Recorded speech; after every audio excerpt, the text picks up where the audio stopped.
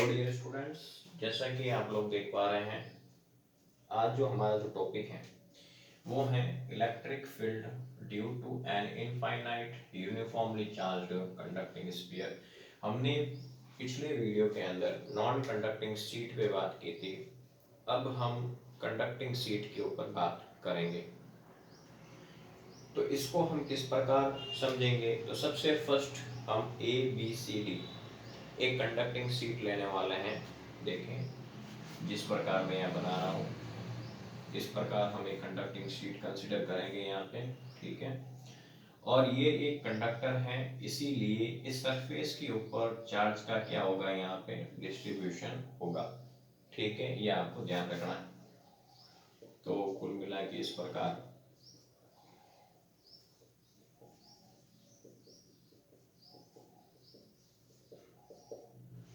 यहाँ तक आप में से किसी बच्चे को दिक्कत नहीं होनी चाहिए।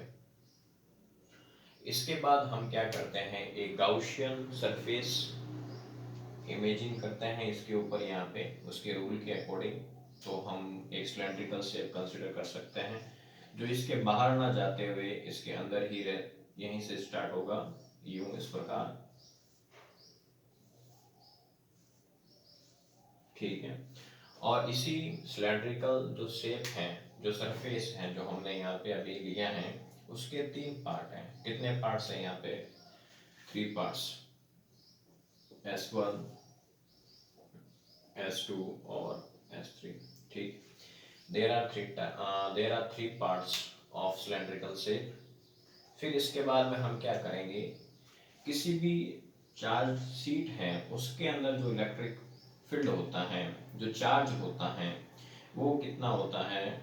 जीरो। तो यहाँ पे तो हमें देखने की जरूरत नहीं है, क्योंकि अंदर जो इनसाइडर है कंडक्टिव शीट के अंदर, वो जो चार्ज है, तो उसकी वजह से जो इलेक्ट्रिक फील्ड हो जाएगा वो क्या हो जाएगा, यहाँ पे जीरो। इसके बाद में यदि मैं S2 के अकॉर्डिंग देखूं, तो इलेक्ट्रिक फील्ड इंटेंसिटी की जो डायरेक्शन है वो इस प्रकार हो जाएगी, और जो ds वेक्टर है वो इसके परपेंडिकुलर हो जाएगा, ds वेक्टर। तो थीटा कितना आ जाएगा हमारे पास? जीरो। यहाँ तक किसी को दिक्कत नहीं होनी चाहिए।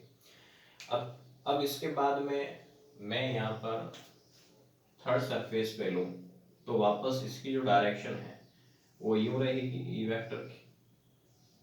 और यहाँ पे एक अल्पांश एरिया वेक्टर में लेता हूँ, तो इसके परपेंडिकुलर होगा ये से। ठीक, तो इसके बीच में जो थीटा आएगा वो कितना आ जाएगा? 90 डिग्री। कितना आ जाएगा यहाँ पे? 90। यहाँ तक किसी मित्र को दिक्कत हो तो बोल सकता है, किसी को दिक्कत नहीं होनी चाहिए। ठीक है, बराबर है। यहाँ तक किसी को दिक्कत हो तो बोल सकता है। अब इसके बाद में क्या करना है कि वापस हमें वही काम करना है जो हमने पिछली वीडियो यानी कि नॉन कंडक्टिंग शीट के अंदर काम किया है। कैसे? सभी देखें ध्यान से। हम वापस से बात करेंगे सरफेस चार्ज डेंसिटी की डेफिनेशन से। तो उसकी डेफिनेशन के अलोंग हम देखते हैं कि जो सिग्मा है वो बराबर होता है Q अपॉन S के। ठीक है, जिससे Q कितना आ जाएगा हमारे पास? सिग्मा S आ जाएगा। कितना आ जाएगा यहाँ पे? Sigma S। इसके बाद हम गाउसियन जो लॉ होता है उस रूल का हम यूज कर सकते हैं। From Gaussian law, from Gauss law, उसके अकॉर्डिंग क्या होता है यहाँ पे, हम पिछली वीडियो में भी देख चुके हैं और कई बार हर एक डेरिवेशन के अंदर भी हमने देखा है। तो हम क्या करेंगे, इसको इस प्रकार लेंगे, E vector dot d s vector is equal to sigma q upon epsilon naught. यहाँ तक किसी को दिक्कत नहीं होनी चाहिए।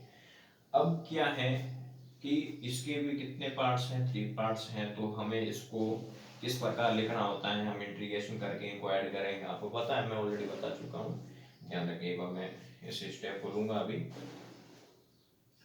तो S1 E vector dot ds vector, फिर S2 E vector dot ds vector, फिर कितना आ जाएगा मित्रों? S3 E vector dot ds vector is equal to sigma q upon epsilon naught. यहाँ तक किसी दोस्त को दिक्कत नहीं होनी चाहिए, यहाँ तक दिक्कत हो तो वो बोल सकता है। अब यहाँ पर तो इलेक्ट्रिक फील्ड है वो टोटल जीरो ही है, तो बात करने की मतलब ये पूरा जीरो हो गया, ठीक है, ये क्या हो गया पूरा जीरो। अब यहाँ पे जो S2 है वो कितना आ रहा है यहाँ पे थीटा इक्वल 0 डिग्री, और जो S3 है उसके अकॉर्डिंग यदि मैं देखूं तो थीटा 3 है वो हमारे पास कितना है यहाँ पे 90 डिग्री है। कितना है मित्रों 90 डिग्री है। तो यहाँ पे यदि मैं 90 डिग्री कंसीडर करके इसको सॉल्व करता हूँ तो यहाँ पर क्या बनेगा, और जीरो से आपको पता ही है ये भी थीटा 90 यदि पूरा जीरो हो जाएगा, यहाँ पे क्या आएगा ई डी एस कॉस जीरो, और यहाँ पे सिग्मा क्यू की जगह मैं क्या लिख रहा हूँ क्यू अपॉन एप्सिलॉन नॉट, और ये कितना हो गया 1। तो हम क्या देखेंगे यहाँ पे E d s is equal to q की जगह हम क्या पुट कर सकते हैं सिग्मा एस, ये ठीक है। तो हम क्या लिखेंगे यहाँ पे sigma S upon epsilon not. D S का आप लोगों को पता है क्या होता है, यहाँ पे एस होता है, ठीक है, ये आपको बात पता होनी चाहिए। तो E cross S is equal to sigma S upon epsilon naught, ये से कट, तो कितना आ जाएगा E is equal to sigma upon epsilon naught, ठीक है। यदि मैं इसको वेक्टर की फॉर्म में कन्वर्ट करूं तो कैसे हो जाएगा E vector is equal to sigma upon epsilon naught r cap. यहाँ तक किसी को दिक्कत नहीं होनी चाहिए। धन्यवाद मित्रों।